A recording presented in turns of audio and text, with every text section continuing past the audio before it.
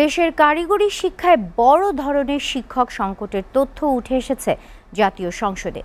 শিক্ষামন্ত্রী ডক্টর আ.ন.ম এহসানুল হক মিলন জানিয়েছেন, অনুমোদিত প্রায় ১৬,০০০ শিক্ষক পদের মধ্যে অর্ধেকেরও বেশি পদ বর্তমানে শূন্য।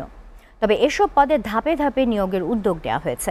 একই সঙ্গে শিক্ষার মানোন্নয়নে আগামী ২০২৭ শিক্ষাবর্ষ থেকে ষষ্ঠ শ্রেণীতে নতুন ২টি পাঠ্যপুস্তক চালু করা হচ্ছে বলেও জানান তিনি। শাহরুল ইসলাম রকির প্রতিবেদন। প্রায় ১৩,০০০ টাকা।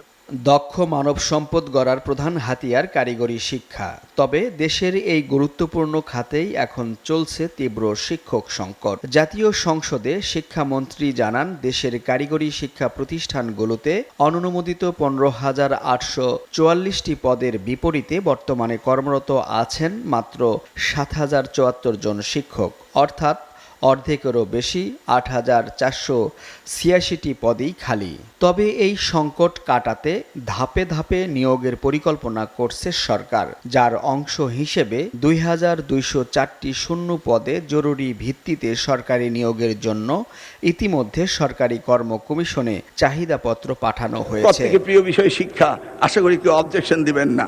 দেখুন, ওয়ান টিচার ওয়ান টেপ এই একটি নতুন অভিনব অধ্যায় শিক্ষা মন্ত্রণালয় দিতে যাচ্ছে। সেই ট্যাবের মাধ্যমে দিয়ে আমরা ২৫,০০০ মাল্টিমিডিয়া ক্লাসরুম তৈরি করব।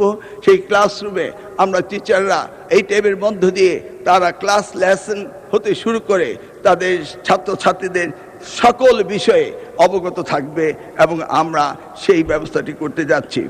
শুধু শিক্ষক সংকট দূর করাই নয়, শিক্ষার মান উন্নয়নেও নতুন উদ্যোগ নিচ্ছে সরকার, যার অংশ হিসেবে আগামী ২০২৭ শিক্ষাবর্ষ থেকে ষষ্ঠ শ্রেণীতে কারিগরি শিক্ষা এবং লার্নিং ইয়ুথ হ্যাপিনেস নামে ২টি নতুন পাঠ্যপুস্তক চালু করা হচ্ছে।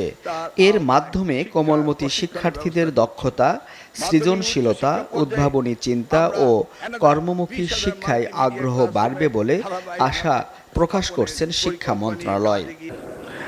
লার্নিং উইথ হ্যাপিনেস আমাদের মাননীয় প্রধানমন্ত্রী একটি বিশেষ বিষয়। আমরা দেখেছি শিক্ষার্থীরা শুধু বই খাতা নিয়ে জিপিএ এ পাস পাওয়ার সেই সোনার হরিণের পিছনে ছুটে বেড়ায়।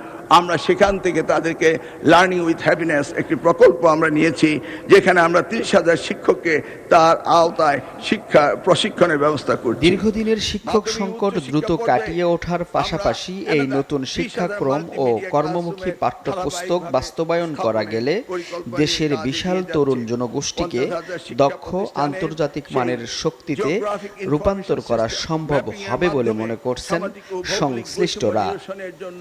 আমরা উদ্যোগ নিয়েছি। শাহরুল ইসলাম রকি, SA টিভি, ঢাকা।